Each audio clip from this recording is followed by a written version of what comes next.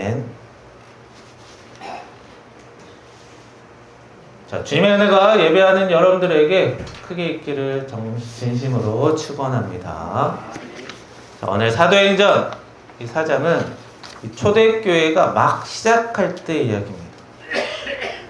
예수님께서 십자가에서 죽으시고 부활하신 후 제자들은 예루살렘에서 예수님의 이름을 이제 전하기 시작했어요. 그 가운데 베드로와 요한이 두 제자가 성전 문 앞에 앉아 있는 한 사람을 고치게 됩니다. 자, 그 사람은 태어날 때부터 안진뱅이였던 사람이에요. 자, 일을 제대로 못하니까 이제 구걸밖에 할 수 있는 게 없습니다. 그런데 그 사람이 어느 날 그 두 제자의 예수님의 이름으로 걸으라는 말로 일어나 걷게 됐어요. 기적이 나타난 것이죠. 많은 사람들이 알아요. 수년 동안 봐왔던 사람이기 때문에 갑자기 안진뱅이가 일어섰다. 그 기적을 보았습니다. 그것도 바로 예수님의 이름으로 그 기적이 일어난 것을. 그래서 많은 사람들이 베드로와 요한에게 몰려들었어요. 그리고 그 기회를 통해 베드로는 예수님을 다시 전했습니다. 예수님께서 우리를 위해 죽으시고 다시 살아나셨다. 그것으로 우리는 구원받았다.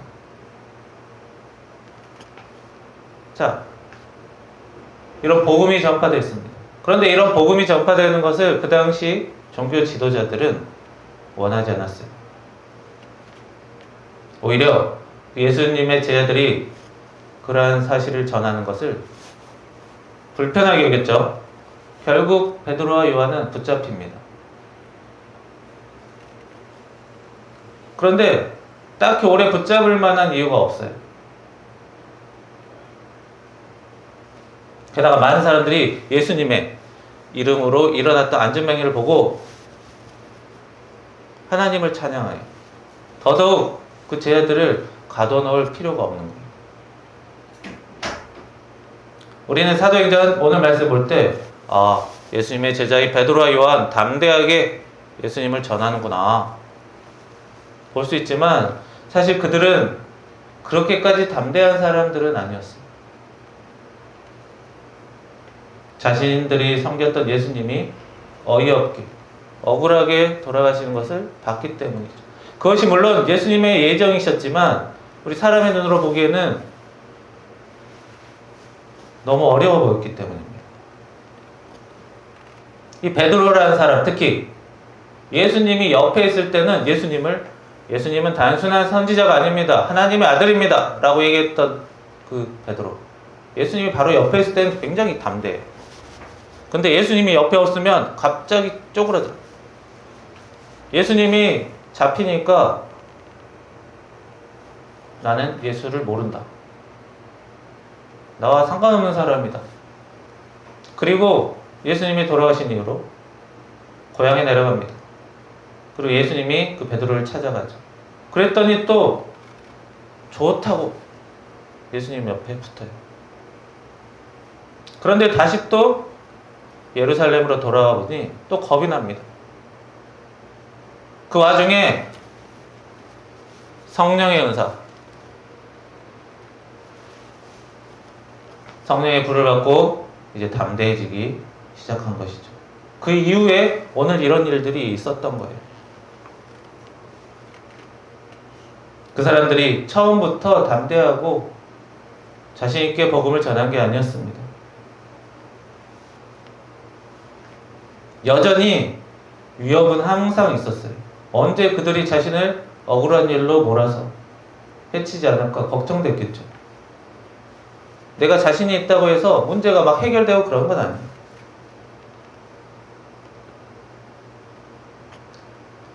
자, 오늘 말씀 특별히 제자들이 이런 어려움을 겪고 나서 기도하는 모습이 있습니다.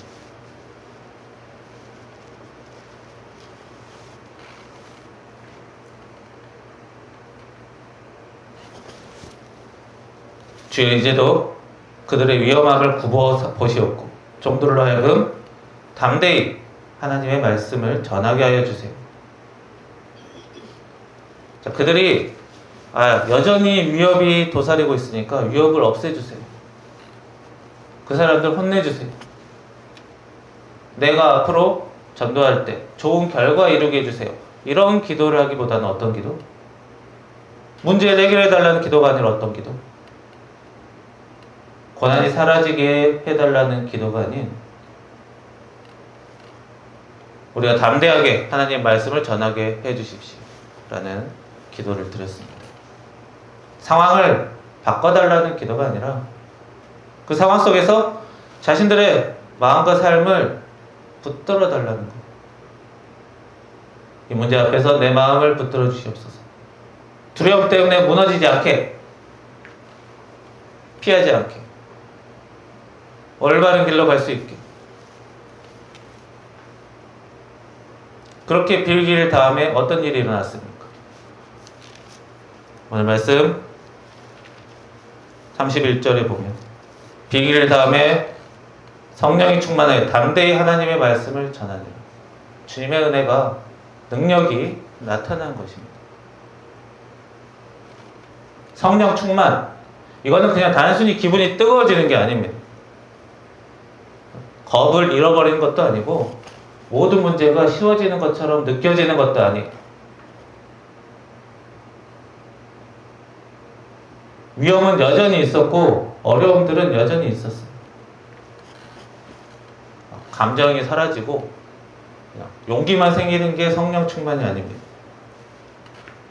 성령 충만은 하나님 앞에 내가 잘못된 방향이 아니라 제대로 된 방향으로 다시 고쳐가는 것. 나를 다스리지 못할 때 나를 다스릴 수 있게 바뀌는 것. 두려움 속에 갇혀 있을 때 두려움 속에서 벗어나는 것. 그렇게 조금씩 새로워지고 변하는 것 같아요. 단순히 겁이 없어지는 게 아니라 오히려 더 사랑으로 가득 차고 자신의 감당할 수 있는 영역들이 더 늘어나고 눌렸던 방어하던 마음이 풀어지는 것. 도망가고 싶은 마음이 다시 한번 사라지고 주님 앞에 다시 서는 것이 성령 충만으로 이루어지는 일입니다. 그래서 이 사람들 두려워하지 않고 고향으로 다시 내려가지 않고 계속 용기 내 말씀을 전했던 겁니다. 저 또한 예전에 어떤 분을 대할 때 두려움이 있었어요. 나도 모르게 항상 어긋나고 항상 긴장하고 괜히 어려워하고 말하기도 전에 먼저 방어할 준비를 하고 괜히 거리를 두고 경계가 시작되고 자신을 보호하려고 하고 혹시나 책망이 있을까 마음이 움츠러들고 그런데 최근 저는 집에서 기도하면서 절대 해결되지 못하는 문제라고 생각했습니다. 그러나 제 스스로 감당하지 못하는 거고 누가 도와준다고 해서 되는 일도 아니라고 생각했어요. 그러나 기도하면서 하나님이 조금씩 내 마음을 보게 하셨습니다. 솔직히 전혀 기대하지 않았습니다. 모든 상황 해결된 것도 아니고 특별한 일이 생긴 것도 아니. 근데 갑자기 마음속에 있던 벽이, 두려움이 사라지는 것을 느꼈어요. 굉장히 오랜 시간 쌓여온 것이라 없어지지 않을 거라 생각했는데 그 누가 조언을 해줘도 도움을 줘도 안 된다고 생각했는데 역시 사람으로는 내 마음으로는 내 의지로는 안 되는 거였습니다. 결국 성령께서 도우심으로 벽이 사라졌어요.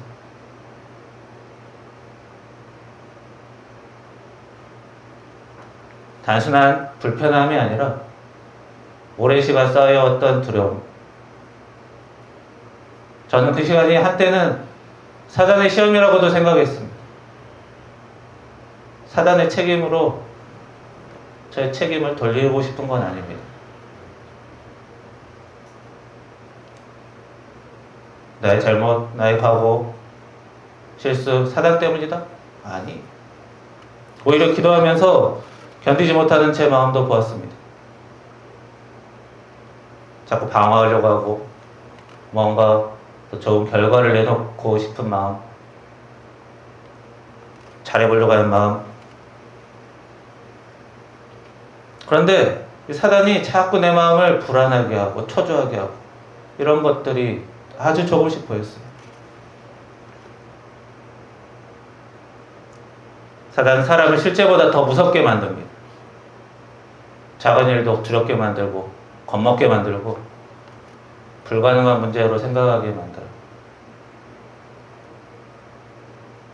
괜히 다가가지 마라, 경계해야 된다, 이렇게 속삭이는 것 같아요.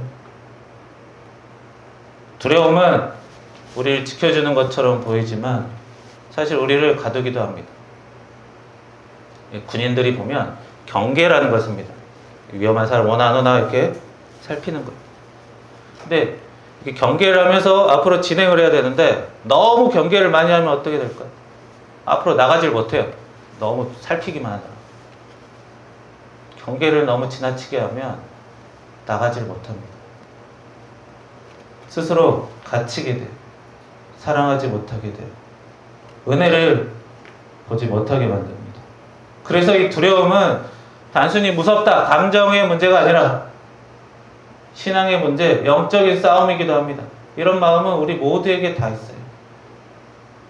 가정의 문제, 직장의 문제, 이건 내가 도저히 안 된다 라고 할 때가 자주나 있습니다. 자주 있습니다. 누구에게도. 그러나 이런 문제들 내 힘으로는 안 됩니다. 말씀의 은혜, 기도의 은혜, 성령의 은혜로 이런 영적인 싸움을 이겨낼 수 있어요.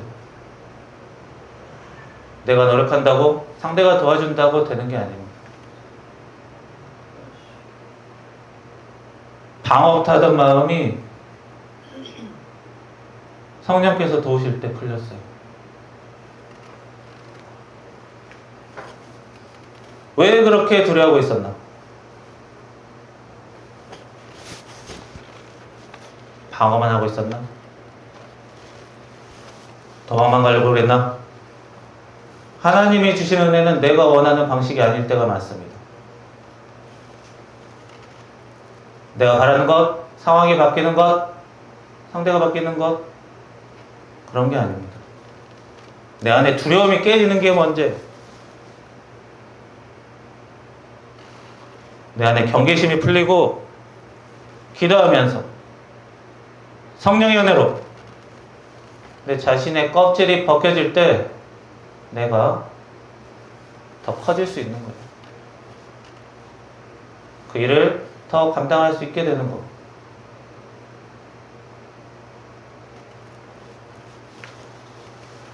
오늘 말씀의 베드로와 요한, 겉으로 딱히 바뀌는 게 없습니다. 옛날 몸뚱이 다 그대로예요.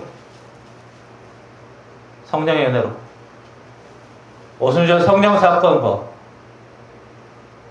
말씀과 기도로 그들이 두려움에서 깨어졌을 때 이제 본래의 실력을 되찾고 자기 일을 제대로 하고 있는 겁니다. 사실 그 은혜들은 예전부터 있었습니다. 예수님과 함께 할 때부터.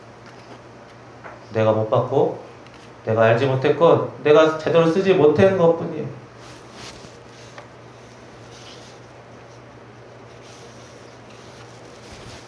빌길 다음에 모인 곳이 진동하더니 우리가 성령의 충만히 담대하게 하나님 말씀 전하더라. 우리는 성령의 은혜를 받고 살아야 합니다. 그리고 우리 기초 체력을 또 키워야 합니다. 저는 우리가 함께 기도할 때, 예배 시간에 기도할 때 감사로, 회개로, 간구로 기도했던 겁니다. 우리가 감사기도 한번 한다고, 회개기도 한번 한다고 일이 확확 다 바뀌고 해결되고 그러지 않아요. 그러나 조금씩 쌓여왔던 우리 그 기도들이 우리 기초 체력이 되었습니다. 성령을 잘 받을 수 있는 그런 바탕이 돼요. 그래야 우리가 은혜를 제대로 확인하고 떨어졌던 은혜, 안 보였던 은혜가 이제는 눈에 보여요. 그럼 어때? 이제 그 은혜를 주워서 내 걸로 삼으면 돼요.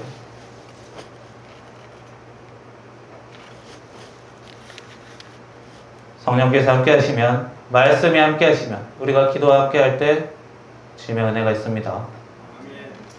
우리에게 주시는 하나님의 은혜가 있습니다. 우리를 변화시키는, 내 힘으로는 안 되는 것, 주변 사람이 도와준다고 해도 안 되는 것, 그것들이 주님의 은혜와 함께하면 있습니다. 말씀과 기도와 성령으로 나와 여러분 모두 다 항상 있어요. 그래서 오늘 우리도 기도합니다. 여전히 두려움은 있지만 그래도 기도해요. 경계심 여전히 있어요. 그러다 기도합니다. 부족한 거 있기 때문에 기도하죠. 부족한 거 갖고 기도합시다. 사단의 시험 가운데 흔들리는 마음 있어도 그거 가지고 기도해요. 그러면 성령께서 우리의 마음 새롭게 하십니다. 엄청 어려웠던 문제 쉽게 만들어주세요. 두려움이 우리를 붙드는 것이 아닙니다. 주님의 은혜가 우리를 붙들게 합니다. 말씀의 은혜, 기도의 은혜, 성령의 은혜가 우리 마음에 두려움이라는 옥새에서 벗어나 자유함을 얻게 하십니다. 그리고 우리 또한 하나님 안에서 자유롭게 담대하게 살아가게 하실 것입니다. 이런 주님의 은혜가 우리 성화교회 성도들에게 크게 있기를 축원합니다. 기도하겠습니다. 살아계신 하나님, 저희들 주님의 은혜로, 말씀으로, 기도로, 성령으로 인도하여 주시고 그 은혜 가운데 저희들 앞으로 잘 나가게 도와주시며 잘못된 거 고쳐가며 특별히 주님께서 저희들에게 가르쳐주신 기도 시험에 들지 말게 하시며 주님, 저희들 큰 시험에 들지 않게 도와주시옵소서. 시험을 들더라도 그 시험으로 좌절하지 않고 오히려 더 큰 은혜로 돌려서 고난이 은혜로 바뀌는 그런 능력의 그리스도인이 되게 하시며 고난이 고난으로 끝나는 것이 아니라 우리의 은혜로 바뀌어 간증거리가 되게 하시고 주님께서 저희들 앞으로 더 성장하며 더 나은 그리스도인이 될 수 있도록 인도하여 주옵소서. 예수님의 이름으로 기도합니다. 아멘.